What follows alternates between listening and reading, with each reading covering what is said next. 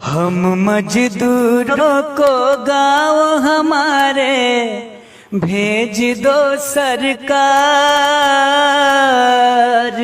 सुना पड़ा घर द्वार। हम मजदूरों को गाँव हमारे भेज दो सरकार, सुना पड़ा घर द्वार, सुना पड़ा घर द्वार। मजबूरी में हम सब मजदूरी करते हैं, घर बार छोड़कर हम शहरों में भटकते हैं। मजबूरी में हम सब मजदूरी करते हैं, घर बार छोड़कर हम शहरों में भटकते हैं।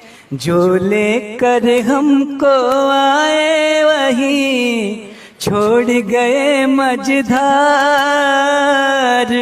कुछ तो करो सरकार।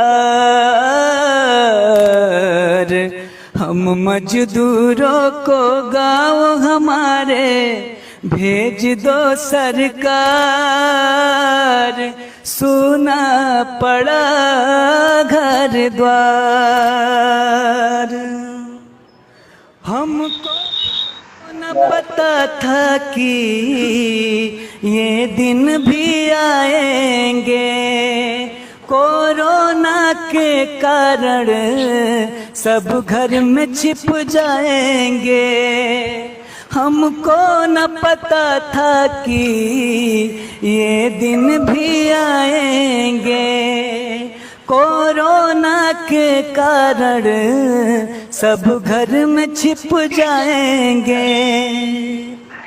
हम तो बस पापी पेट के कारण झेल रहे हैं मार, कुछ तो करो सरकार। हम मजदूरों को गाँव हमारे भेज दो सरकार, कुछ तो करो सरकार। हम मजदूरों को गाँव हमारे भेज दो सरकार, सुना पड़ा।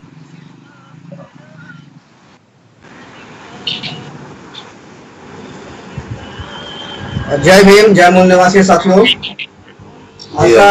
आशा है कि आप सभी को यह गाना अच्छा होगा। और क्योंकि ये एक जो मजदूरों के साथ जो वर्तमान हालात हैं उसको एक गाने के माध्यम से दर्शाया गया है। अभी हम अपने विषय की ओर आते हैं और आज का जो हमारा विषय है वह है कोरोना वैश्विक महामारी से उत्पन्न लॉकडाउन में मजदूरों की स्थिति और उसका निराकरण। और साथियों, अभी हमारे साथ इस के लिए जो हमारे साथ गेस्ट हमारे साथ उपस्थित है वह है मनु राम, प्रदेश महासचिव वामसेक झारखंड। दूसरे पैनलिस्ट हैं रितेश कुमार, मूल निवासी चिंतक, बोकारो झारखंड। तीसरे जो पैनलिस्ट हैं वो आदित्य प्रधान, प्रदेश उपाध्यक्ष पीपीआईडी बिहार। और चौथे पैनलिस्ट हैं Manoj Mahto, people's party of India democratic Jharkhand. तो इस तरह से आज हम चर्चा के लिए उपस्थित हैं। और आप ये पहली चर्चा के साथ हम ये अपने साथियों के साथ उपस्थित होते हैं। और मेरा पहला सवाल के साथ माननीय मनु राम सर के पास आता हूं। मनु राम सर, क्या हमारी आवाज आप सुन पा रहे हैं? जी जी जी। सर, आपसे हमारा सवाल है कि भारतीय मजदूरों का वर्तमान समय में हो रहे जो समस्याओं का जिम्मेदार कौन है, इसको आप कैसे? ये जो वर्तमान समय में समस्याएं उत्पन्न हुई, पहले तो हमको उसको देखना होगा कि जो अचानक लॉकडाउन किया गया और जी। 4 घंटे के अंदर मजदूरों में अफरा तफरी मच गई। एक बगैर तैयारी के अचानक जो निर्णय लिया गया यह गलत था। और इसके कारण हुआ क्या, क्यों आज हमारी मजदूरों का हालात इतना खराब हुआ है कि हमारे जो असंगठित क्षेत्र में सबसे ज्यादा असंगठित क्षेत्र में हमारे 97% मजदूर असंगठित क्षेत्रों में कार्यरत हैं। सॉरी 93%, और मात्र 7% ही संगठित क्षेत्रों में है। ऐसे हालात में जो मजदूर असंगठित क्षेत्रों में कार्यरत थे, अचानक लॉकडाउन होने से हुआ क्या कि जितने भी मजदूर वहां काम कर रहे थे सभी को जो है सो कि जो वहां, क्योंकि आप जान रहे हैं कि निजी क्षेत्र में काम जो लोग ले रहे हैं मजदूर से, वो कंपनी और इसके बाद ठेकेदारी और पेटेदारी ऐसे करके डिवाइस करके यहाँ शोषण हो रहा।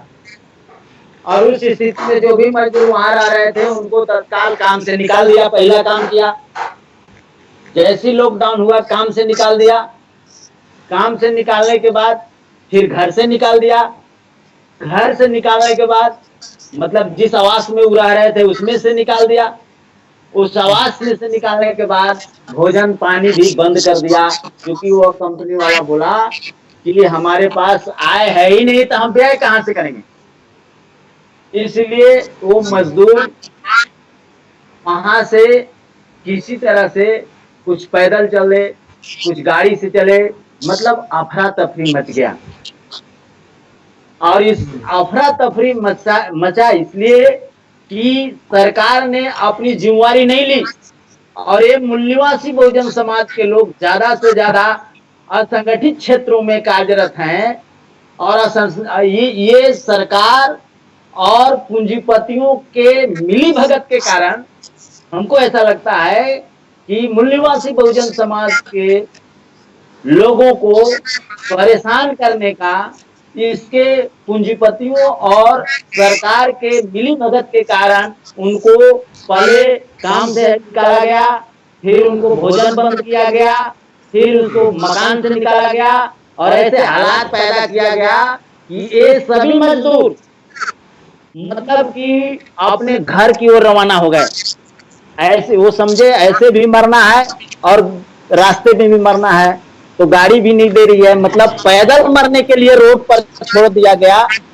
और वह स्थिति पैदा किया गया ये पूंजीपतियों द्वारा, जिसको यही मनुष्य, यही आदमी, यही मानव श्रम अपने श्रम के बदौलत इस देश को खड़ा किया, इस देश के धरोहर को खड़ा किया, उसकी बिल्डिंग खड़ा की, उसकी पूंजी खड़ा की, और पूंजी केंद्रित करके आज जब अपने हाथों में ले लिया और इन मजदूरों को रोड पर छोड़ दिया।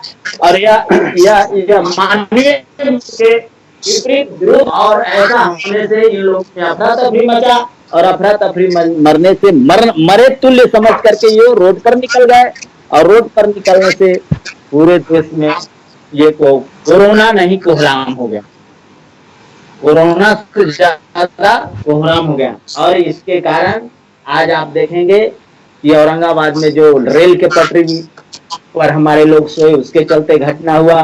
तत्काल घटना है कि औरैया में हमारे मजदूर मारे गए। मतलब जो मजदूर रास्ते में मर रहे हैं उसका रिकॉर्ड भी नहीं है ये सरकार के पास। जबकि आप जानते हैं सरकार की यह जिम्मेवारी थी कि इनके मजदूरों की सुरक्षा करना ये राज्य की जिम्मेवारी है, इनको रोजी रोटी देना राज्य की जिम्मेवारी है। 25 नवंबर 1949 को बाबा साहेब बोले थे कि 26 जनवरी 1950 के बाद हम एक विसंगत परिस्थिति में प्रवेश कर रहे हैं। राजनीति में तो सामंजस्य, राजनीति में तो समानता आएगी, लेकिन सामाजिक और आर्थिक विषमता होगी। और इस देश के लोग जब तक आर्थिक और सामाजिक विषमता को कम नहीं करेंगे, अर्थात इसको अधिक से अधिक दिनों तक नकारते रहेंगे आर्थिक और सामाजिक विषमता को, तो एक दिन ऐसा आएगा, एक समय ऐसा आएगा कि ये राजनीतिक संरचना जो बहुत मेहनत से हम लोगों ने तैयार किया है, या जो राजनीतिक संरचना आज जो हमने तैयार किया है, ये लोग एक दिन ये विध्वंस कर देंगे। चलिए, बहुत बहुत धन्यवाद सर। मैं रितेश कुमार जी के साथ सेम सवाल के साथ आना चाहता हूं। और रितेश कुमार जी, मैं आपसे जानना चाहता हूं कि ये जो कोरोना के वजह से जो मजदूरों की जो समस्या उत्पन्न हुई है, उस समस्या का जिम्मेदार कौन है? सर, सबसे पहले मैं तो मजदूरों की एक छोटा सा कहानी करता हूँ। असंगठित मजदूर के लिए है। जब असंगठित मजदूर अपने गांवों से निकलकर बड़े शहरों में ट्रेन की जनरल बोगियों में भेड़ बकरियों की तरह जब अपने अस्थायित्व की तलाश में निकलते हैं, और निकलने के बाद जब बड़े शहरों में इमारतों खड़ा कर लेते हैं, झोपड़ी अपना बना लेते हैं, रहने के लिए जब अपना घर बना लेते हैं जी, तब ऐसी ऐसी परिस्थिति आ जाती है, और वे अपने बनाए हुए सुंदर घर को, यानी रोजगार को छोड़कर अपने घर लौटने के लिए विवश हो जाते हैं। आज कोरोना महामारी के चलते लॉकडाउन हुआ है, जिसके कारण लाखों मजदूर अपने घर की ओर लौट रहे हैं, क्योंकि उनको यह एहसास हो गया है कि हमें यहाँ रहने के बाद हमें खाने के लिए सोचना पड़ जाएगा, हम भूखे मर जाएंगे, उससे अच्छा है कि हम घर जाकर ही क्यों न मर जाएं। जब स्थिति समान रहती है देश में, तब कुछ लोगों ने को लगता है कि मजदूरों की कोई दिक्कत नहीं है, सब चीज ठीक ठाक है, सब सुंदर है, स्वच्छ है। लेकिन जैसे ही स्थिति प्रतिकूल आती है, उनकी सामाजिक सुरक्षा खतरे में पड़ जाती है, यानी उनका जो सरकार की जो जिम्मेवारी है उनके प्रति सुरक्षा का, वो सारा का सारा खुल जाती है। ऐसे तो सरकार के पास आंकड़ा ही नहीं है कि भारत मेरे यहाँ से कितने मजदूर बाहर कमाने जाते हैं, काम करने जाते हैं जी। और अभी वर्तमान में जब कोरोना महामारी भारत में आए, तो भारत में भी अर्थव्यवस्था चरमरा गई है। उस अर्थव्यवस्था चरमराने से गरीबों को चुनौतियों का सामना करना पड़ सकता है। चलिए, वो अगला मेरा सवाल है रितेश जी, वो अगला सवाल के साथ मैं आपके साथ पुनः आऊंगा, और आपकी बात आप जो रखना चाह रहे हैं वो अगले सवाल में मेरे पास है। तो मैं इसी के साथ मैं सेम सवाल के साथ आदित्य प्रधान जी के पास आना चाहता हूं। प्रधान जी, मैं आपसे जानना चाहता हूं कि जो वर्तमान में कोरोना के वजह से जो महामारी आई है और उससे जो मजदूरों की जो समस्या उत्पन्न हुई है, उस समस्या को आप किस तरह से देखते हैं और उसके लिए जिम्मेदार कौन है?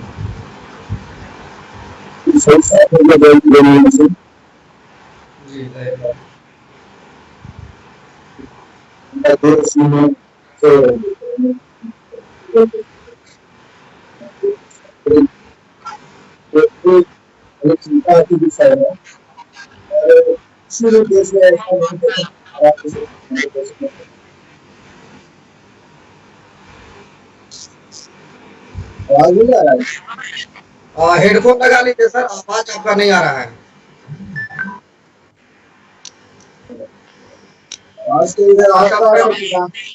जी, तब तक मैं मनोज माथुर जी से जानना चाहता हूँ। माथुर जी, इसके लिए जिम्मेदार कौन है, आप क्या कहेंगे आप? हाँ, जय भीम निवासी साथियों। जय भीम, जय भीम। कोरोना महामारी जो वैश्विक जो है, ये पूरे विश्व के लिए ये एक समस्या खड़े कर देने वाली, सभी वर्गों को एक समान क्षति पहुंची है। और भारत में जो सरकार है वो अपने जो है व्यवस्था नहीं बनाने के कारण सारी समस्या हो रही है। उनके पास कोई स्वास्थ्य की कोई व्यवस्था है ही नहीं। हेलो जी जी। तो अपने जितने भी नाकामियां हैं उनको छुपाने के लिए एक अच्छा मौका है, और सारा कुछ जो है महामारी के नाम पे उसको हाईलाइटेड करने की कोशिश कर रहा है, सरकार अपने को पकड़ने की कोशिश कर रहा है, जबकि उनके पास कोई व्यवस्था है ही नहीं।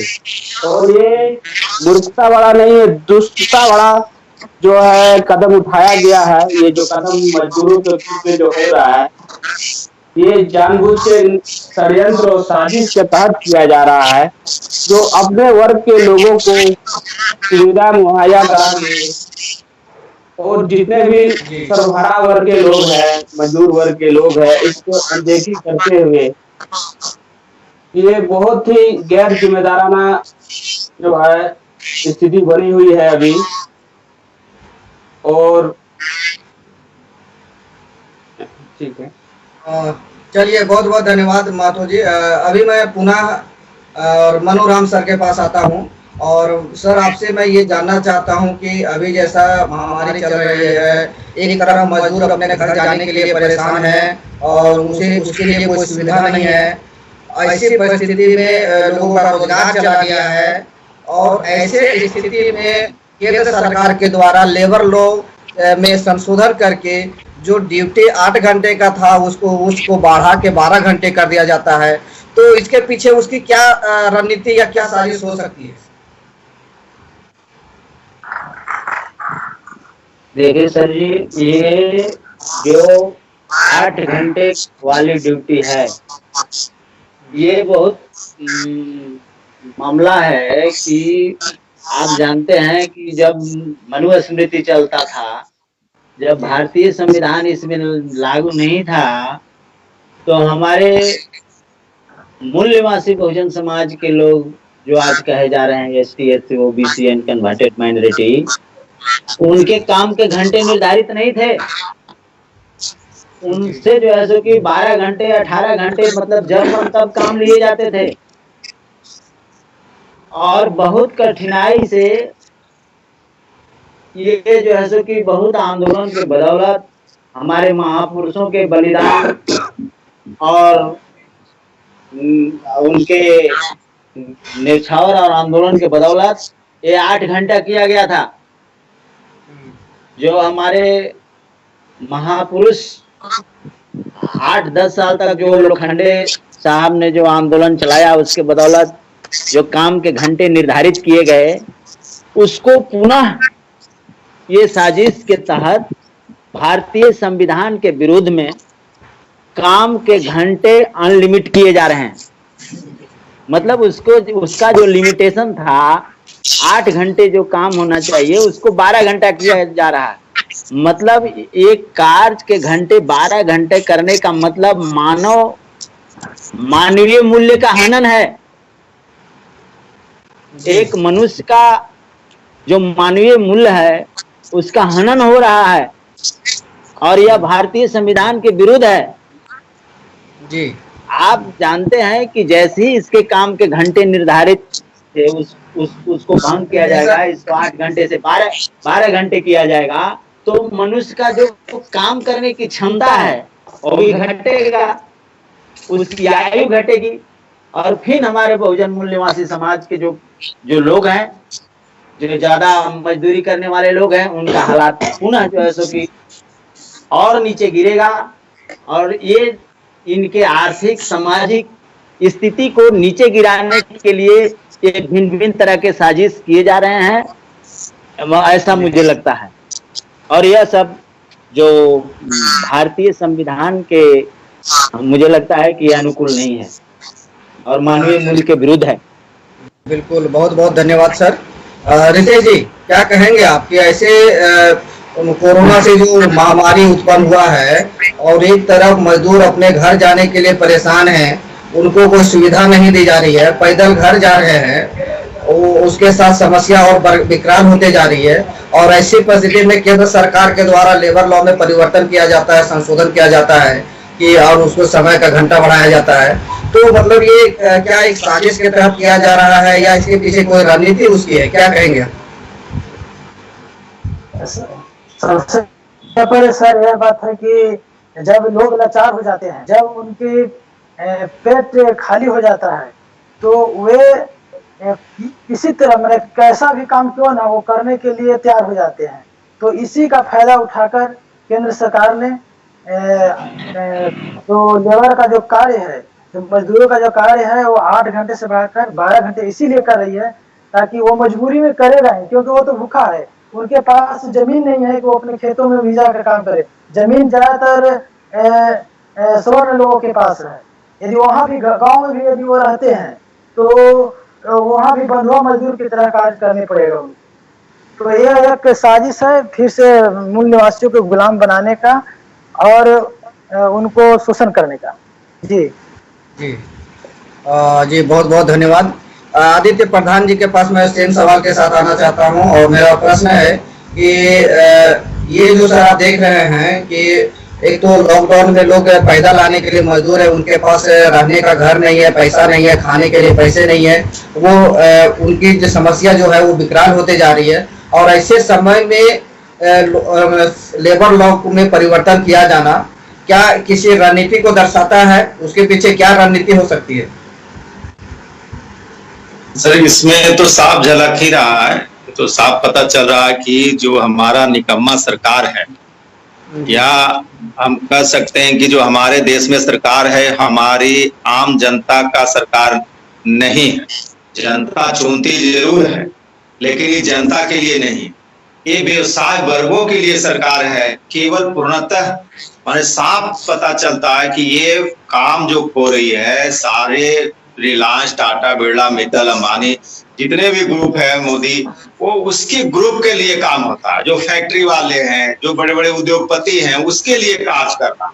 अगर जनता के लिए कार्य हमारी सरकार करती तो निश्चित था कि ये जनहित के लिए कार्य उठाता। जो फैक्ट्रियों की मालिक था उसकी जिम्मेवारी देते। इसका समाधान है, इसका समाधान किया जा सकता है। फैक्ट्री जो चला रहा है वो उस मजदूर का जिम्मेवारी था फैक्ट्री मालिक को भेजवाना, घर भेजवाना, या उसको राशन पानी का व्यवस्था करवाना। ये सरकार की आदेश अगर होती तो कंपनी वाले, वो फैक्ट्री वाले मजबूर होकर के वो काम करता, क्योंकि जब भारत सरकार टैक्स जब लागू करता है तो कंपनियां टैक्स दे सकती है, तो मजदूरों की हिफाजत वो कंपनियां कर सकती। लेकिन ये सरकार पूर्णतः उस कंपनियों की ही है, वो समझती है कि हम व्यवसाय वर्गों की ही सरकार है और व्यवसाय वर्गों के लिए काम करती है। अगर वो मजदूर का होता, अगर भारत देश में मूल निवासियों की सरकार होती तो ये व्यवस्था जो आज जो नौबत जो आई है, आज वो नौबत नहीं आती। क्योंकि किसी भी देश के लिए सबसे बड़ी जो जिम्मेवारी होता है वो आम जनता की हिफाजत के लिए व्यवस्था होती है, उसके लिए सरकार बनाई जाती है, न कि वो अपना पेट भरने के लिए, अपने दोस्त मुहिम के चलाने के लिए कुछ सरकार बनाई जाती है। ये भारत में ये बहुत बड़ी ऐसी मैंने परिस्थिति है कि हमारा देश एक ऐसा देश है जिसमें जो राजा होता है, जो प्रधानमंत्री होता है, वो अपने दोस्त मुहिम और बड़े उद्योगपतियों के लिए सरकार बनती। यहाँ आम जनता के लिए सरकार नहीं बनती। अभी आप चाइना में देख रहे हैं, जब अमेरिका में देख रहे हैं, जिस तरह से प्रधानमंत्री, वहां के प्रधानमंत्री दिन और रात जनता के बीच में काम कर रही है, जा रही है, आ रही है, समाचार ले रहा है, जनहित के लिए सारी मुहैया, सारा चीज संसाधन मुहैया करा रही है। वो स्थिति भारत में नहीं देखा जा रहा। ये साफ पता चल रहा, टीवी के माध्यम से, फेसबुक के माध्यम से आप देख रहे हैं। आज हजारों हजार मजदूर देश का बॉर्डर को तो छोड़िए, अपने ही देश के स्टेट बॉर्डर पर 50,000 1 लाख मजदूर, जैसे यूपी से जो आ रहा है तो बिहार में आ रहा है, तो बिहार में बिहार बॉर्डर पर 1,000 1 लाख मजदूर खड़ा है।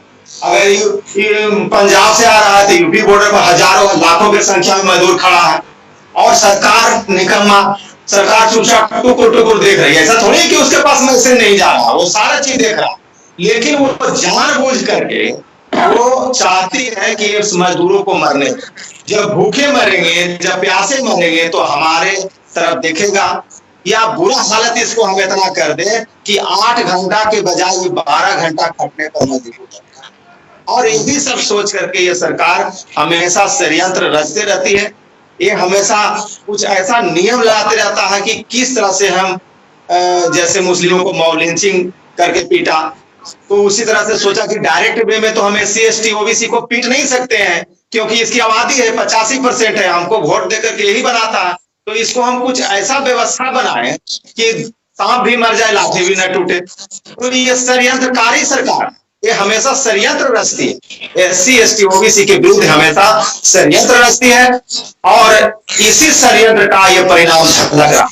इसमें कुछ भी कहने की जरूरत नहीं है। हालांकि कुछ लोग सुनेंगे तो बोले कि इस ऐसे परिस्थिति में राजनीति करता है, ये राजनीति नहीं है, ये मानव हित के लिए ये बात बोला जा रहा है, जनहित के लिए बात बोला जा रहा है। ये सरकार हमारा क्या सिर्फ उसको गद्दी पर बैठने का अधिकार है? संविधान में जो वर्णन है उसके हिसाब से जो नियम पालन कर रहा है वो हमारा चौकीदार कहता है, वो हमारा कमियत कहलाता है। तो जब वो चौकीदार है तो क्या किसी का चौकीदारी है? तुम कब से नहीं चौकीदारी होता तो भागो, हटो, दूसरा कोई बैठेगा सरकार में। तो जो इस नालायक सरकार है, इस सरकार के ही टोटल के टोटल सारी गलतियां सरकार, इसमें कुछ भी टीका टिप्पणी करने की आवश्यकता नहीं है। सारा इतिहासकार भी यही चीज बोल रहा है, सारे जो अधिकांश लोग जो ज्ञानवान लोग हैं, समझदार लोग हैं, क्या इनकी चाल को नहीं समझ रहे हैं? ऐसा तो नहीं कि हाँ ब्राह्मण इसका विरोध नहीं कर रहे हैं, वो भी तो कह रहे हैं कि भाई जो स्वर्ण जाति के लोग हैं वो भी तो बोल रहा है, जो अच्छे लोग, ये नहीं कह रहे कि उसमें अच्छा नहीं है, अच्छा उसमें भी है। लेकिन जब ऐसी हाथों में सरकार चली जाती है, जैसे आज हम देख रहे थे फेसबुक पर कि ये भेड़ियों का जो आगे आगे गधा चल रहा है, पीछे से भेड़ी जा रहा है और ट्रक आता है, एक्सीडेंट हो जाता है। तो ये मैंने एक दिखाया गया है कि जब गधा किसी भी देश का नेतृत्व, गधा जैसा मैंने दिखाया गया कि गधा जैसा अगर हमारा समाज का नेतृत्व करने वाला होगा तो निश्चित है कि हम गड्ढा में जाएंगे। तो वो सोच क्यों बनाते हैं? हमको क्यों बोलना पड़ रहा है कि हमारी सरकार ऐसा है? हम तो नहीं चाहते कि हमारा सरकार ऐसा है, हमने बनाया, आपको हम प्रधानमंत्री मानते हैं, आपको हम मुख्यमंत्री मानते हैं, फिर भी ऐसा क्यों बोलना पड़ रहा है? ऐसा इसलिए बोलना पड़ रहा है कि आज जो देश की स्थिति परिस्थिति जो बना हुआ है और जो बना के आप रखे हैं, इसके लिए हमें इतना कड़ा शब्द बोलने पर मजबूर होना पड़ा। हजारों महिलाएं, बच्चे सारे मर रहे हैं, जगह जगह आत्महत्या कर रहा है, मजदूर फांसी लगा ले रहा है। क्या इसीलिए हमारी सरकार है? क्या ऐसा ही देश की सरकार होनी चाहिए? और फिर भी हमारे लोग चुप क्यों बैठे हुए? हम क्यों ऐसी सरकार की बात मान?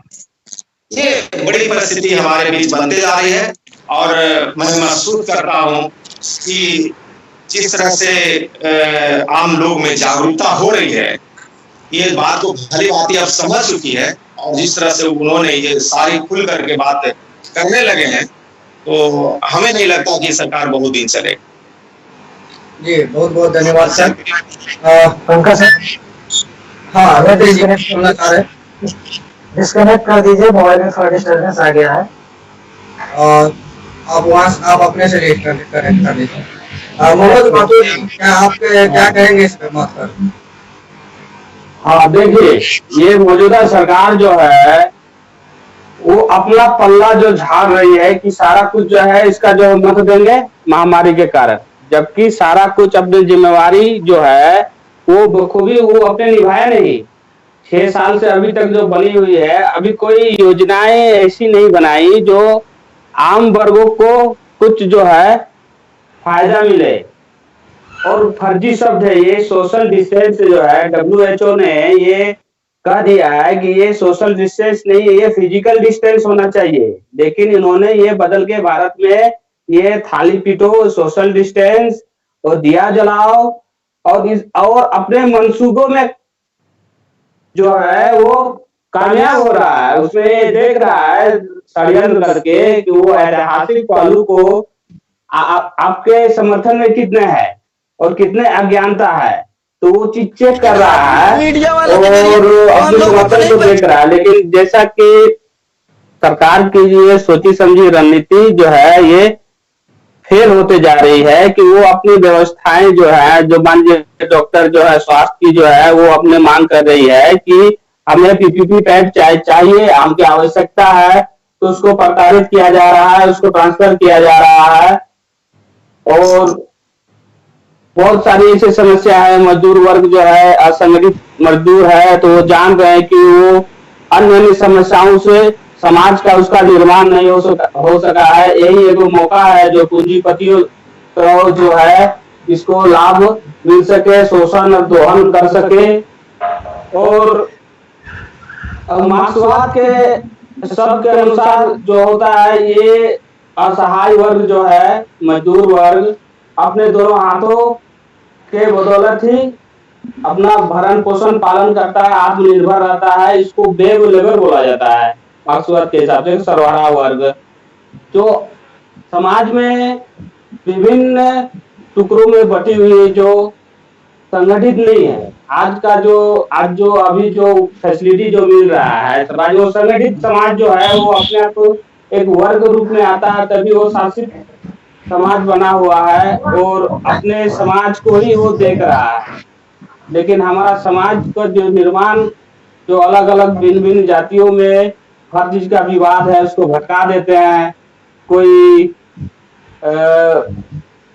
साइन लिया या फिर कोई दिक्कत के ये सपने दिखा के जो है उनको ठगने की, जो दिशा से भटकाने का जो काम किया करती है सरकार, और ये विद्रोह नहीं कर पाते हैं। यही कारण है कि सारा कुछ जो है शासन प्रशासन उन्हीं के करता है। धन्यवाद मनोज जी, बहुत बहुत धन्यवाद। अभी मैं नेक्स्ट अगले सवाल के साथ मैं मनु राम सर के पास आना चाहता हूं। और मनु राम सर, आपसे मेरा सवाल ये है कि जो भारत से बाहर विदेशों में जो भारतीय काम कर रहे हैं, चाहे वो उच्च क्लास के लोग हो या द्विज रहे हो या फिर जो धनी व्यक्ति है वो रहते हैं, प्रताड़ित किया जा रहा है। जिसके कारण से वहाँ सरकार जो है उन लोगों को भारत वापस लाने के लिए एरोप्लेन की व्यवस्था कर रही है, विभिन्न ये करके और उनको काम वापस लाया जा रहा है। लेकिन वहीं पर जहां भारतीय मजदूरों अपने प्रदेश में वापस जाने के लिए बोल रहे हैं, तो उनके लिए कोई सुविधा सरकार नहीं दे रही है। तो क्या ये जो सरकार की दोहरी रणनीति है, दोहरा मापदंड जो है वो क्या दर्शाता है? ये इस देश में एक दोहरी नीति जो चल रही है वो आज से नहीं चल रही है। इस देश के एक शासक वर्ग और एक शासित वर्ग दो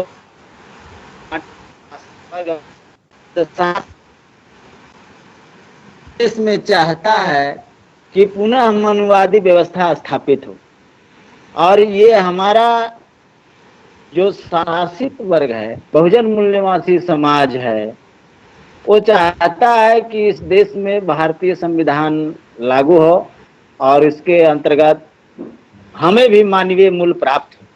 लेकिन ये साजिश के तहत मनुवादी, ऐसा नहीं है कि हमारे ज्यादातर लोग बहुजन मूल्यवासी समाज के लोग विदेश में हैं। ये विदेशों में आने जाने का मामला उन्हीं लोगों के साथ है, चाहे वह बैंक लुटेरा हो, बैंक लूट करके इधर से जा रहा हो तो विदेशों में चला जा रहा है। फिर इधर आप देख रहे हैं कि अन्य प्रकार के घोटाले करके और इधर से करोड़ों अरबों रुपए ले जा करके विदेशों में शिफ्ट कर रहा है। वैसे लोगों को लाने के लिए सरकार और ले जाने के लिए बराबर तैनात रहती है। और एक कोरोना की बीमारी भी वैसे लोगों के माध्यम से ही है इस देश में आया है। अगर यह पहले स्टिक हो जाती सरकार और जो फ्लाइट विदेशों से लाने के लिए लोगों को या ले जाने के लिए जो प्रक्रिया चल रही है, जल मार्ग स्थल मार्ग, इसको पहले सील कर दिया गया होता तो आज जो हमारे बहुजन मूल निवासी समाज के मजदूरों की हालात हो रही है वह नहीं होती। अर्थात ये जो कम अधिक से अधिक प्रभावित हुए वो हमारे बहुजन मूल निवासी समाज के लोग हुए, और ये इसकी जिम्मेवार पूर्ण रूपेण सरकार है, क्योंकि इन्होंने ठीक ठाक से नीति तय नहीं किया, और नीति तय भी किया तो ठीक नियत से तय नहीं किया, और नीति और नियत में यदि सामंजस्य नहीं होता है तो कभी भी वो नीति सफल नहीं होती है। तो नियत और नीति इसकी ठीक नहीं है, इसके चलते इस तरह के मजदूरों के साथ दूसरे तरह का व्यवहार, और जो उसके विदेशी लोग हैं उसके साथ दूसरा तरह का व्यवहार, दूसरे तरह का सिस्टम लागू कर रही है, और इसीलिए इसका नीति फेल हो जा रहा है। क्योंकि नियत सही करके अगर नीति लागू होता तो ये ऐसी स्थिति पैदा नहीं होती। तो हम यही कहेंगे कि ये जो विदेशों में उसके लोग फंसे हुए हैं उसको लाने के लिए ज्यादा तरजीह दे रही है, और हमारे जो बहुजन मूल निवासी समाज के लोग मारे सड़क पर फिर रहे हैं। ऐसी हालात हो गई है सर कि घर में लोग इंतजार कर रहे हैं और बाहर से उनका सूचना आ रहा है कि उनका जो है सो कि सड़क पर बॉडी पड़ा हुआ है। सरकार के पास किसी प्रकार का आंकड़ा नहीं है कि ये कितने लोग मर रहे हैं। सरकार के पास यह पता नहीं है कि हमारे कितने मजदूर बाहर में गए हुए हैं, चाहे झारखंड हो, चाहे बिहार हो, चाहे कोई भी प्रदेश हो। इसको पता नहीं है कि हमारे मजदूर कितना असंगठित क्षेत्रों में काम कर रहे हैं। मतलब कि बहुजन मूल निवासी समाज के लोगों की ऐसी हालात हो गई है कि उसका कोई रिकॉर्ड नहीं है, न मरने का रिकॉर्ड है, न जन्म लेने का रिकॉर्ड है, न काम करने का रिकॉर्ड है। मतलब कि इसके जीवन का कोई मूल्य नहीं है। जैसे मनुस्मृति में जो आज के बहुजन मूल निवासी समाज है, शूद्र का मतलब कौवा और बिल्ली के समान उसका मृत्यु समझा जाता था, उससे भी बदतर स्थिति आज के मनुवादी व्यवस्था या शासक वर्ग की जो व्यवस्था है वैसे कायम हो चुका है, और इसको जो है सो कि हमें एहसास करना चाहिए। तो इसको हमारे बहुजन मूल निवासी समाज के लोग एहसास करेंगे, ऐसा मुझे महसूस होता है। लेकिन साथियों ये मामला जो है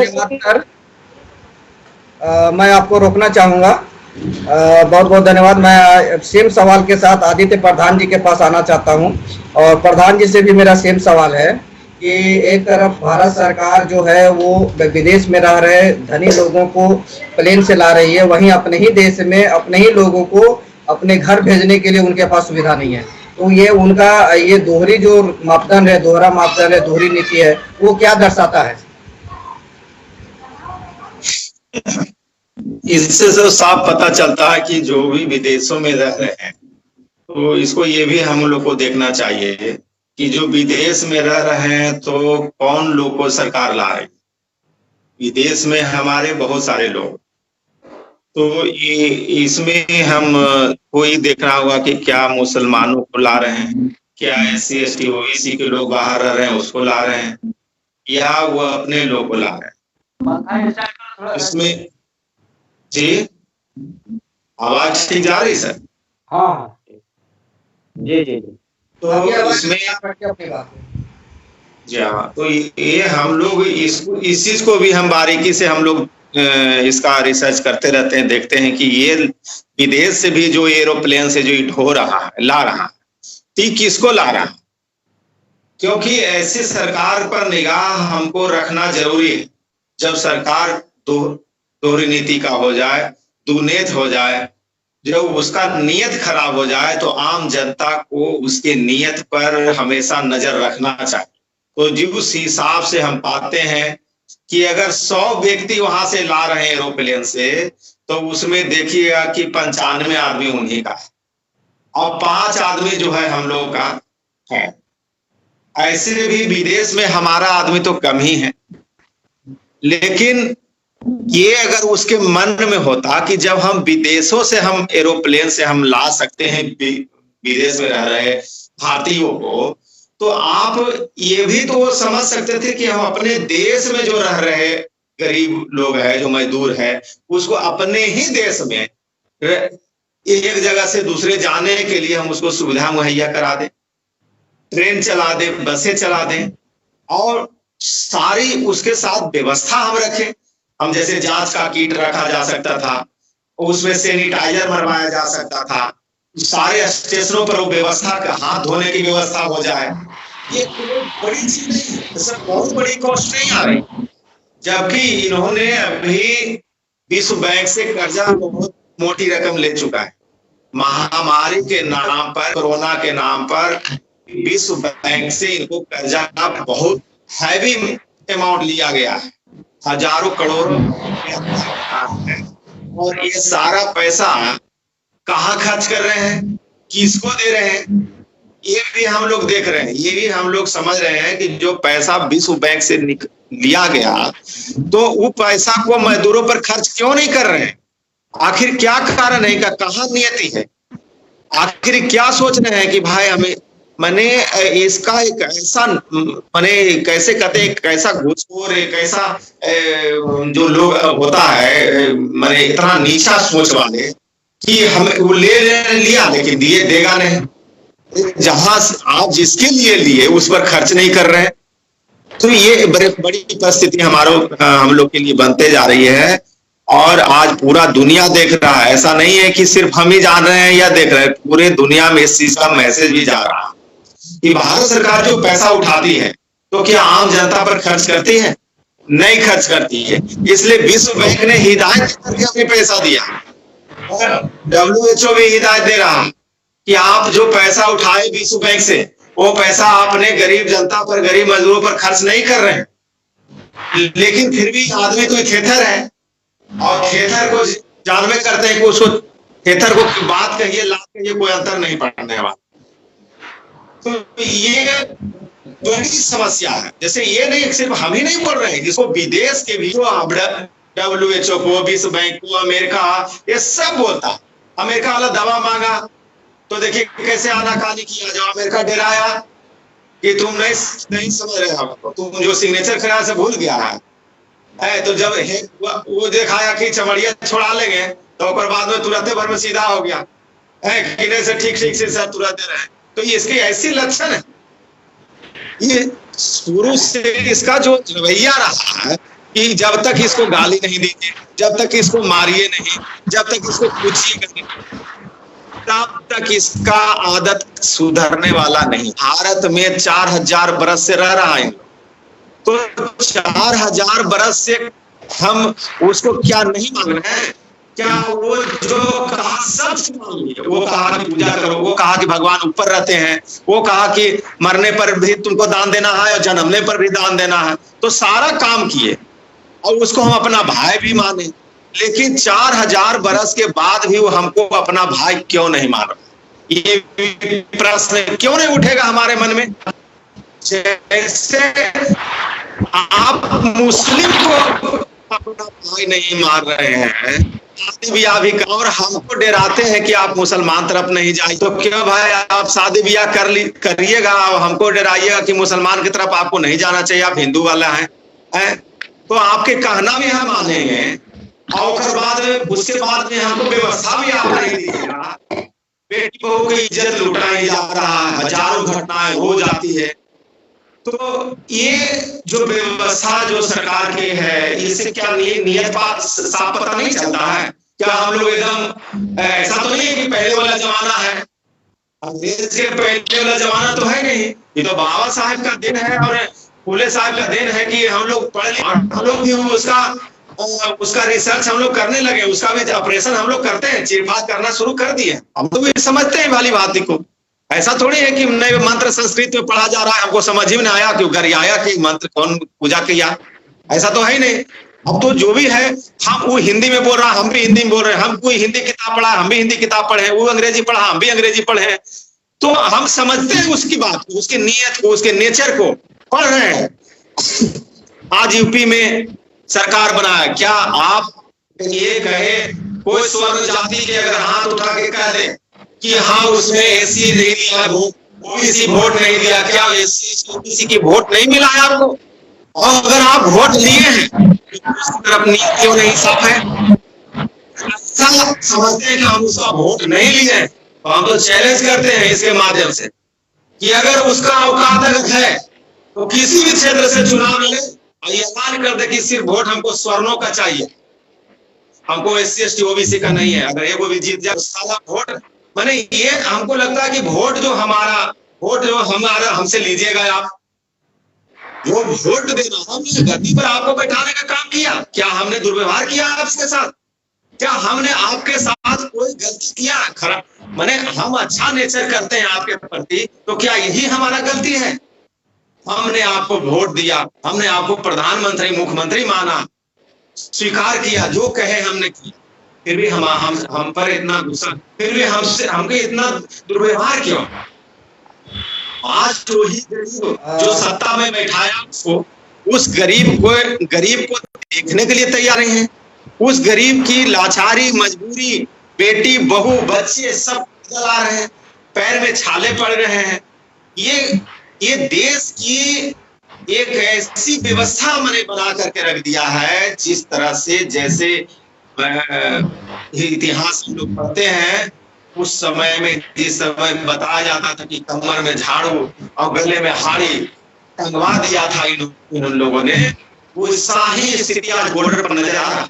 आप देखिए कि बैग बस्ता लिए हुए, बोझा लिए हुए, एक महिला अपने 2-2 बच्चे को हाथ में लिए हुए, सर पर बोझा लिए हुए, अब पैर में चप्पल नहीं, पैर में छाला पड़ा हुआ है, रोग बीमारी, भूखे प्यासे जा रहे हैं, और इधर से पुलिस भी डंडा लेके दौड़ रहा। ये क्या है भाई? पुलिस में जो हमारा भाई है, 2-4 गो आवाज उठाना चालू कर दिया है। हमको एक बार फेसबुक पर भी हम लिखे थे कि क्या हमारे भाई पुलिस डिपार्टमेंट में नहीं है, और अगर पुलिस डिपार्टमेंट में तो क्या आपको अधिकार संविधान में दिया गया है? आप उसका विरोध कीजिए, आप विरोध कर सकते हैं। वो सरकार हमारी है, पुलिस डिपार्टमेंट का है, ठीक है, आप सरकार में हैं, आपने सरकार के नियम को ज्यादा फॉलो करेंगे, लेकिन आप अपने विरोध का प्रदर्शन भी कर सकते हैं। आप अपने भाइयों पर लाठी चलाने का जो आदेश किया जाता है, वो आदेश को आप रोकवाइए, उस आदेश को आप नहीं मानिए, कहीं नहीं सर हम नहीं कर सकेंगे, क्योंकि हमारा ही भाई है, हम किस पर लाठी चलाएं? हमारा ही बेटा है, उस पर लाठी चला दें? आप सिपाही और बेटा आ रहा है दिल्ली से, उसको मार के गिरा दें? तो ये ऐसा भाई में लड़ाने का ही काम कर रहा था। पहले मुसलमान लड़ा रहा था, अब हमारा ही भाई पुलिस है, हमारा मजदूर है, तो एक भाई मजदूर को लाठी मरवा रहा है पुलिस से, कि पुलिस से भी और हमारे भाई का, मजदूर भाई से या पुलिस भाई से दुश्मनी हो जाए, आपसी विवाद बढ़ जाए। जिस तरह से अगली सरकार ने, कांग्रेस भी हमारे लिए बहुत अच्छा नहीं किया, क्योंकि कांग्रेस रीजन में भी नक्सली का भी जन्म हुआ था, कांग्रेस रीजन में भी आतंकवादी था। सर मैं आपको यहाँ रोकना चाहूंगा, और अगले सब्जेक्ट के साथ मैं फिर पुनः आपके पास लौटता हूँ, अगले विषय के साथ, क्वेश्चन के साथ। तब तक मैं मनोज कुमार जी से जानना चाहता हूँ, मनोज महतो जी से।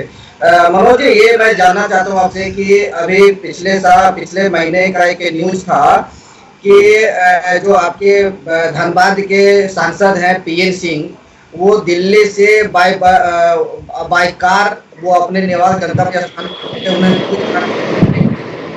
लेकिन वही मजदूर जब अपने देश में आ रहे हैं, तो जैसा कि अभी प्रधान सर ने कहा है कि वो उनको मारा पीटा जा रहा है, उसको कोई सुविधा नहीं है। और जैसे उनकी बात से एक बात और भी जो समझ में आया कि लातों के खुद बातों से नहीं मानते, तो एक तरफ वो एक जो सुविधाजनक है, जो धनी है, वो सांसद है, वो अपने गाड़ी से आ जा रहे हैं, लेकिन मजदूरों के लिए कोई व्यवस्था नहीं। क्या कहेंगे आप? देखिए, अभी जो व्यवस्था जो चल रही है, ऐसा लग रहा है जैसे अमीरों की सरकार और गरीबों की सरकार, दो अलग अलग भागों में। जब तक ऐसा लग रहा है एक अमीरों के लिए हवाई जहाज सुविधा दिया जा रहा है, और एक को लाठी, जहाँ उसको भोजन देना चाहिए, सुविधा देना चाहिए, वहाँ उसको लाठियां बरसाई जा रही है। और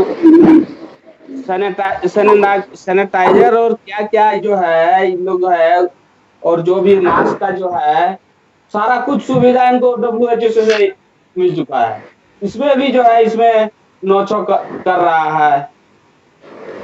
तो ये एक तरह से जो है राजाशाही के रूप में एक तरह से दिख रहा है, क्योंकि राजनीतिक भाषा में राज्य का जो निर्माण होता है वो 3 दृष्टिकोण से देखा जाता है। एक जो है एक राजाशाही, जो राजा जो नेतृत्व करता है, जो मजबूत है, और दूसरा जो है शासन प्रशासन। शासन प्रशासन में हमारे लोग कितने हैं, उनका प्रतिनिधित्व कितना है, और तीसरा है सामाजिक जो सामाजिक जो व्यवस्था है, जो समाज में, गांव में, शहरों में, गांव में जो व्यवहार जो आदमी करता है उनका ये एटी है। लेकिन ये सरकार जो है एक तरह से एक राजाशाही तौर पे ही चल रहा है। लोकतंत्र का जो है ये पूरा विरोध एक तरह से जो है लोकतंत्र का जानबूझ के ये उल्लंघन कर रहे हैं, लेकिन हमारे लोग तब पर भी समझ नहीं रहे हैं। चलिए, मैं अभी उस बिंदु पे आ रहा मनोज, मैं उस बिंदु पे आ रहा हूँ और अगला सवाल ही मेरा वही है। और सबसे पहले मैं पूछता हूँ मनोराम सर के पास। मनोराम सर, क्या हमारी आवाज आप आ रहे हैं? जी जी। हाँ सर, मैं आपसे ये जानना चाहता हूँ कि ये सरकार का जो रवैया है, जैसा कि अभी तक चर्चा से आया है और सवाल सरकार की जो रवैया से जो परिस्थिति निर्माण है, मजदूरों के हितों में नहीं है। एक तरफ मजदूर बेघर है तो दूसरी तरफ मजदूर के विरोध में कानून बनाता है। एक तरफ धनी लोगों को बाहर से लाया जाता है, अपने लोगों को के लिए कोई काम नहीं किया जा रहा है। जहाँ सांसद विधायक अपनी गाड़ी से वो अपने गंतव्य स्थान पे जा रहे हैं तो गरीबों के लिए, मजदूरों के लिए कोई व्यवस्था नहीं है। तो ये तमाम जो चीजें दर्शाता है, इससे ये है कि यह जो सरकार है वो मजदूरों के हितों में नहीं है, मजदूरों के लिए नहीं है, वो धनी लोगों के लिए है। तो क्या मजदूरों को, गरीबों को, जो मूल निवासी समाज है, ST SC OBC, क्या इस सरकार को उखाड़ फेंकने के लिए क्या करना चाहिए? देखिए सर, मेन चीज है कि पहले जो हमारे मजदूर हैं उनके, हेलो हेलो, हाँ, आप बात रखिए, आवाज जा रही है? सुन रहे हैं, आप अपनी बात रखिए। उनका कोई अपना संगठन नहीं है। अगर आज के डेट में उनका कोई अपना संगठन होता, जो हमारे अधिक से अधिक बहुजन मूल निवासी समाज के लोग इस महामारी के शिकार हुए और मनुवाद के शिकार भी, तो अगर इनका कोई संगठन होता तो जहां से इनको निकाला जा रहा था, जिस कंपनी में ये काम कर रहे होते थे, जिस क्षेत्र में ये काम कर रहे थे, सुरक्षित उनको वहां जो है सो कि अभी रखा जाता और इनके खाने पीने रहने की उत्तम व्यवस्था ये संगठन के दबाव से सरकार को करनी पड़ती। लेकिन जितने भी इस देश में संगठन हैं वो हमारे मजदूरों का अपना कोई संगठन है नहीं। अगर कोई संगठन है भी तो उसमें जो है सो कि वो समझौता पूंजीपति वर्ग से ही कर लेता है। मजदूरों के हक में जब कोई नीति निर्धारण करने की बात होती है तो ऐसा कोई संगठन नहीं है जो सरकार के साथ हमारे बहुजन मूल निवासी समाज के मजदूर का नेतृत्व करने वाले व्यक्ति और उस कंपनी का व्यक्ति और सरकार का व्यक्ति, मतलब कि साझा बैठक करके मजदूरों के लिए नीति का निर्धारण करे, ऐसा कोई संगठन नहीं है। अगर ऐसा होता तो मजदूरों के हक में नीति बनते और जो आज ये हालात पैदा हुई आजादी के बाद निजी क्षेत्र में, न्यायिक क्षेत्र में, कार्यपालिका क्षेत्र में, सभी क्षेत्रों में हमारे लोगों का प्रेजेंटेशन होता, और खास करके निजी क्षेत्रों का जो नियम बनता, नीति बनता, उसमें मजदूर पक्ष के भी लोग उसमें बैठते, और बहुजन मूल निवासी समाज के लोग अगर बैठते, और ये हमारे महापुरुषों के विचारधारा के लोग बैठते, तो आज जो हालात पैदा हुआ इस देश में वह पैदा नहीं होता। लेकिन ऐसा है नहीं, इसलिए वो मनमानी कर रहे हैं। तो सबसे पहले तो हमको जो ये मजदूर हैं और मजबूर हैं उनको संगठित करना होगा। ST SC OBC के जो लोग हैं उनको एकजुट करना होगा, और एकजुट करने के बाद हमको अपना संवैधानिक अधिकार की लड़ाई लड़ना ही होगा, और वह संवैधानिक ढंग से हम लड़ेंगे। अब सवाल है कि अगर एकजुट हम होते हैं तो उसके लिए भी एक फ्रंट चाहिए। एकजुट कहाँ होना है, क्योंकि मनुवादियों ने खास करके बहुजन मूल निवासी समाज के जो निचले तबके के जो शूद्र अतिशूद्र कहे जाने वाली जो मनुवादी विचारधारा के हिसाब से लोग हैं, उनमें जात में भी जात बनाया है, और जातियों का भी संगठन को मतलब आगे करने के लिए, जातिवादी संगठन को आगे करने के लिए मनुवादी व्यवस्था के लोग, हाँ मनुवादी व्यवस्था के लोग इसको प्रपोज करते हैं। इसलिए ST SC OBC के लोग मूल निवासी परिसंकल्पना के अंतर्गत लोगों को एकत्रित करना होगा, और जब एकत्रित होंगे तब हमारा जो है सो कि एक निर्धारित जो अधिकार है संविधान में, चाहे वह विधान परिषद में हो, चाहे सेना में हो, चाहे न्यायपालिका में हो, या सार्वजनिक उपक्रमों में हो, सभी जगह पर हम प्राप्त कर सकेंगे। ST SC OBC के लोग, कन्वर्टेड माइनॉरिटी के लोग मूल निवासी परिसंकल्पना के अंतर्गत एकत्रित हों, और इसी के तहत हमें अधिकार प्राप्त होने वाला है, या इन समस्याओं से निजात मिलने वाली है। जी बहुत बहुत धन्यवाद सर। मैं अभी आदित्य प्रधान सर के पास आना चाहता हूं, और आदित्य प्रधान जी से भी मेरा सेम सवाल है कि ये सरकार की जो वर्तमान स्थिति है, वर्तमान रवैया है, और उसका जो परिस्थिति जो दिख रहा है, उससे क्या लगता है कि मूल निवासी समाज जो है, अनुसूचित जाति, जनजाति और पिछड़ा वर्ग, इसको सरकार सत्ता से बेदखल करने के लिए क्या करना चाहिए? प्रधान जी। जी हाँ, क्वेश्चन फिर से किया जाए सर, रिपीट। सर मेरा सवाल ये है कि अभी तक चर्चा से और जो पहले सरकार की जो रवैया है उससे ये साफ है कि सरकार मजदूरों के साथ अलग व्यवहार कर रही है, और अपने जो धनी वर्ग है, जो संपन्न वर्ग है, जो द्विज है, जो स्वर्ण है, उसके साथ अलग रवैया कर रही है। इसलिए इससे पता चलता है कि सरकार जो है वो पिछड़ों का सरकार नहीं है, वह स्वर्णों की सरकार है। तो क्या ये पिछड़े वर्ग को, ST SC OBC को इकट्ठा होके उसके लिए क्या करना चाहिए?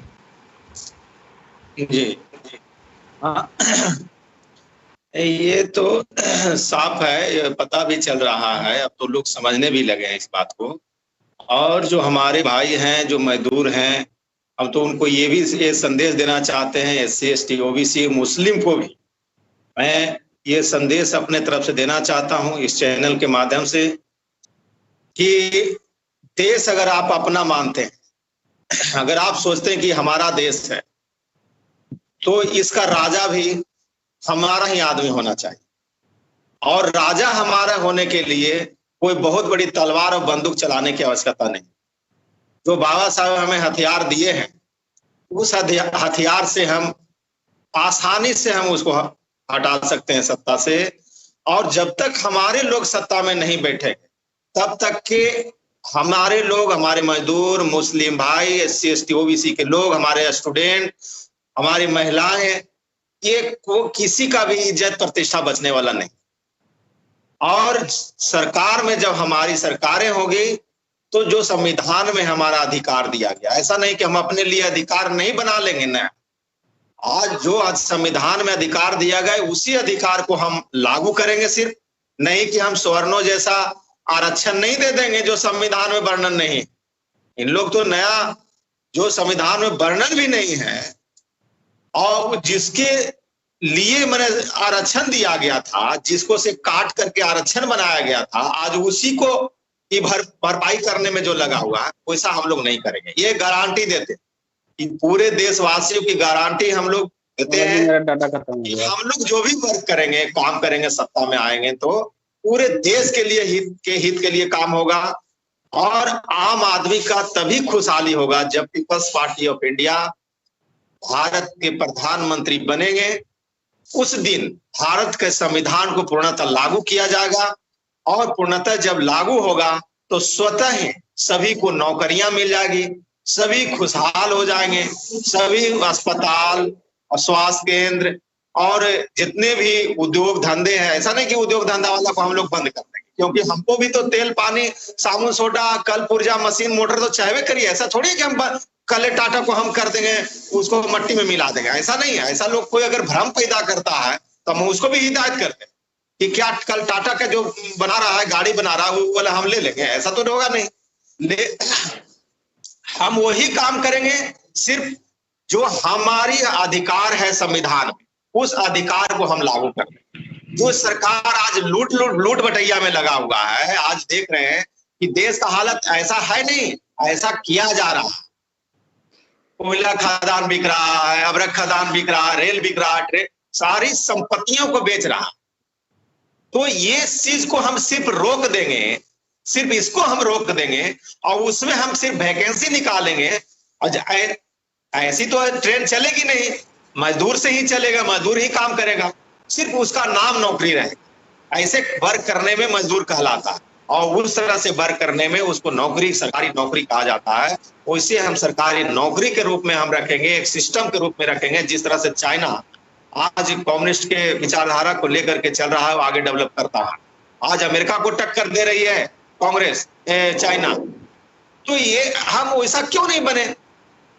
तो हम आम जनता से भी ये अपील करना चाहते हैं कि भाई अगर आपको चोट पहुंच रहा या आपके परिवार रिलेशन को या आपके कौम को क्षति हो रहा या आपके बच्चे को नौकरी नहीं मिल रही है, तो एक गांठ बांध लीजिए और इसको आप अधिक से अधिक फैलाइए और इस चीज को गांठ बांध करके रखिए कि जब भी वोट करें तो हम अपने लोग को वोट करेंगे, SC ST OBC के लोग को करेंगे। और अगर कोई हमारा ही लोग है जो गुलाम है, उसके चंगुल में है, उसको वोट नहीं करें। मतलब गुलाम वाले को भी वोट नहीं करना है, क्योंकि गुलाम जो बना करके रखे हुए हैं वो उसका काम करेगा। स्वर्ण भी जो है कुछ मूल निवासी भाई को गुलाम बनाए हुए हैं और वो चुनाव के दरमियान भेज देते हैं चुनाव में। वैसे स्थिति में हमारा लोग भ्रम में हो जाता है कि अरे वो भी तो हमारा मूल निवासी भाई ही हैं और इधर से भी आप कह रहे हैं कि हम मूल निवासी हैं। उसी परिस्थिति में उसको समझना मुश्किल होता है। तो मैं उनको ये कहना चाहूंगा कि आपको ये समझना पड़ेगा कि वो किसके द्वारा आया है, कौन सी संगठन द्वारा आया है, कौन सी पार्टी द्वारा आया, क्या उनके द्वारा संचालित वो पार्टी है, क्या वो उसके द्वारा वो संचालित पार्टी है, तो फिर हम उनको क्यों वोट दें, फिर तो वही सरकार में बन जाएगी। जैसे आज हमारा राष्ट्रपति और प्रधानमंत्री दोनों मूल निवासी कहता है कि वो बैकवर्ड है, वो ऐसी है, लेकिन हमारा है नहीं, वो उसका है। तो उसके द्वारा जो बनाया जाएगा आदमी वो हमारे लिए काम नहीं करेगा। और देश को अगर बचाना है तो अपना सत्ता लाना जरूरी है और अपने लोग को वोट करना जरूरी है, तभी जीवन बचेगा, तभी देश बचेगा और देश बचेगा तभी हम लोग आगे बढ़ सकेंगे और खुशहाल जिंदगी हो सकेगी। जय भीम सर। बहुत बहुत धन्यवाद सर। सर अभी हमारा समय बहुत कम रखा हुआ है, हमारे पास मात्र 4 मिनट का समय है और इसलिए मैं मनोज माथुर जी से जानना चाहूंगा कि ये जो विषय है हमारा कि कोरोना से जो हुए लॉकडाउन में हमारे मजदूरों की जो समस्या है उसका निराकरण अभी हम लोग किया। अच्छा, तो अभी ये जो हमारा जो विषय है कि कोरोना वैश्विक महामारी से हुए लॉकडाउन में मजदूरों की स्थिति और उसका निराकरण के विषय पर जो हमने अभी चर्चा किया और जो निकल के आया, इस विषय पर आपका इस जनता से, हमारे दर्शकों से क्या संदेश होगा आपका? मनोराम सर बताए कि आपका क्या संदेश है लोगों के लिए? मेरा यही संदेश है या कहना है कि जो अभी महामारी है, इस महामारी में जो सरकार के आदेश महामारी के बचाव के लिए हो रहे हैं उसका तो पालन करे लोग, लेकिन इसके बाद जो स्थिति पैदा होने वाली है उसका पैनी नज़र हमारे बहुजन मूल्यवासी के समाज के लोगों को रखना चाहिए।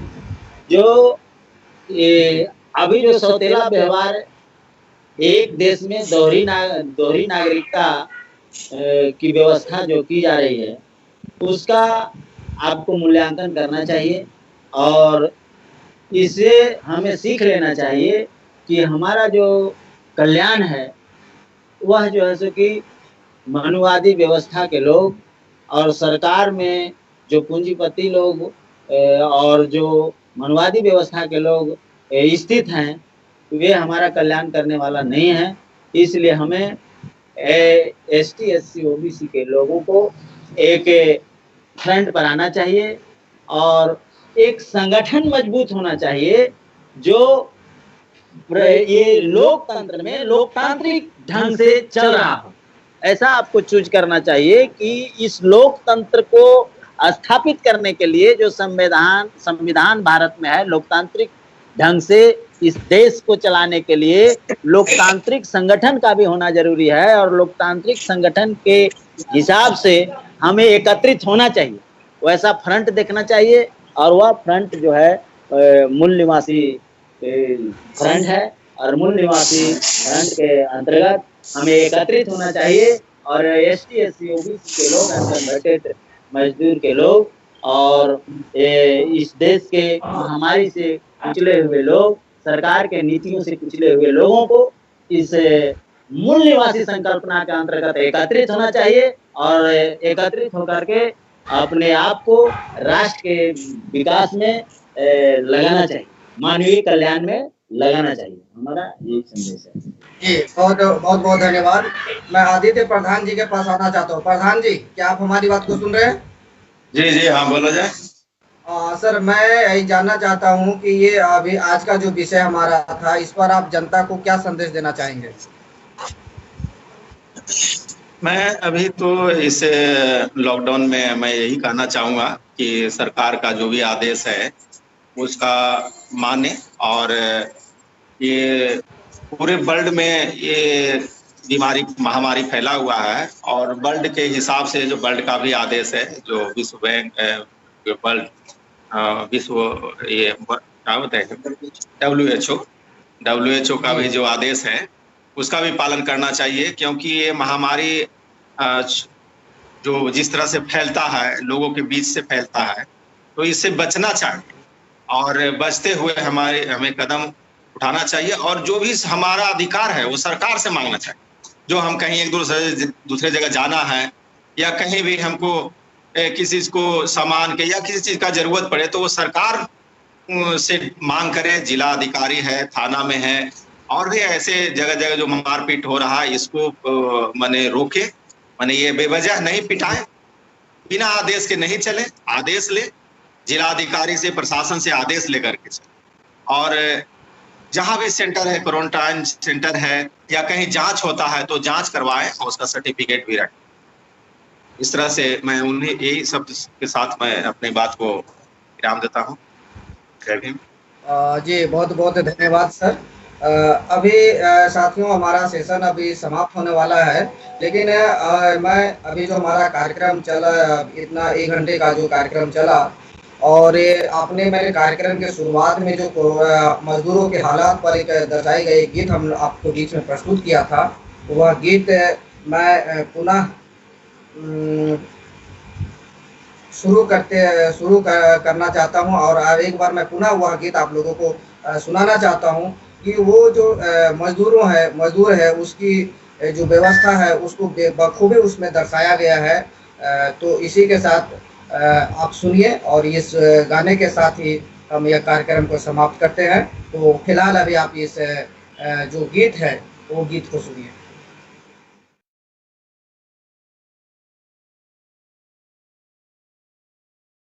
नहीं पहचाने, इसी अंगूठे से जीतते हैं वो लोग। ये अंगूठा दबता है।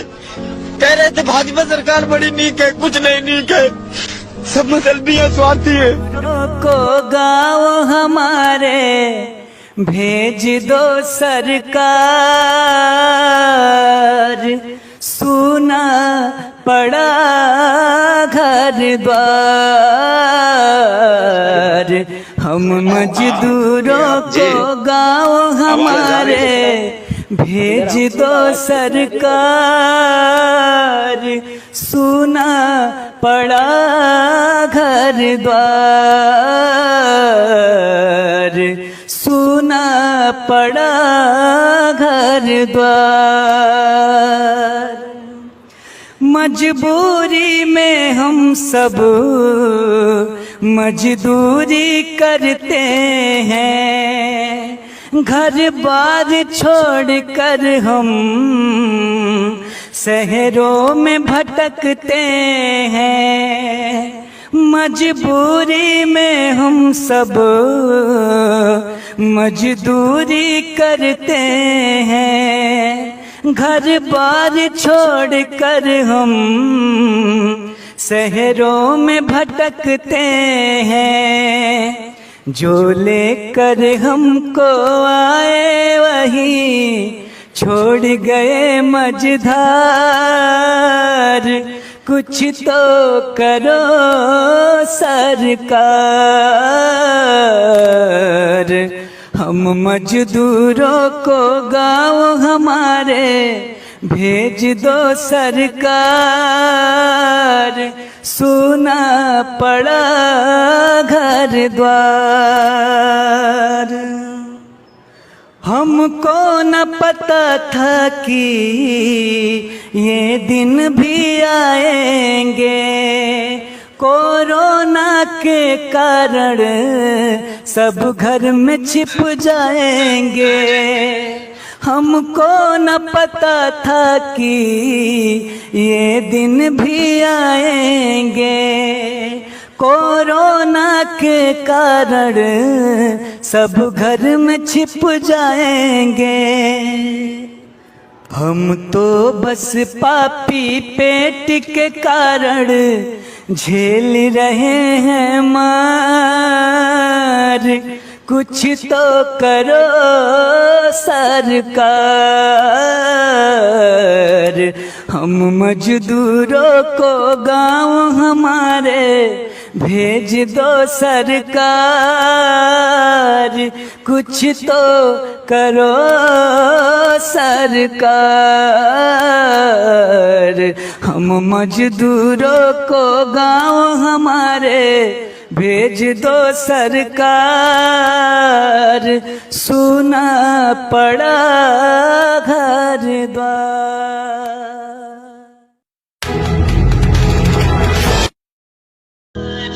कुछ तो करो सरकार,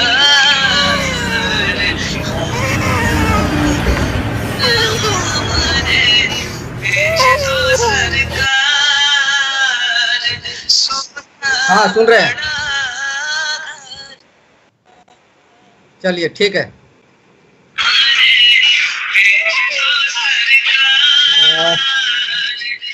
जी बहुत बहुत धन्यवाद, आप सभी ने इस कार्यक्रम को देखा और इस गाने को देखा।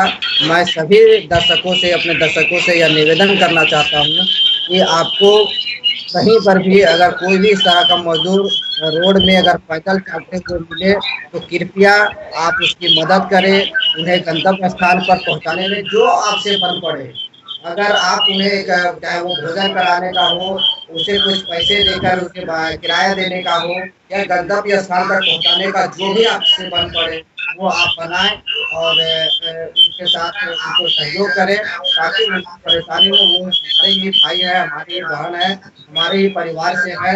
आज हम अगर उनको हम आज ये करते हैं तो हमारा ही देश का एक हम नागरिक है, ये हमारे मजदूरों को कर रहे हैं। तो आप सभी से निवेदन है, पुनः एक बार निवेदन है कि रोड पर देखिए इस तरह के मिले, आप सरकार के से द्वारा भी जो सुविधा मिल रही है लेकिन वो उनके तक गरीब तक नहीं पहुंच रहा है, तो वहां भी आप उसका पहल करके उन तक पहुंचाने और वो सामान उन तक पहुंचाने का कार्य करें। इसे आशा और विश्वास के साथ कि आप उनको मदद करें और उनको हेल्प करें हमारी के बीच में। इसी के साथ आज हम आज का कार्यक्रम यहीं समाप्त करते हैं। जय भीम, जय मूल निवासी, जय भारत।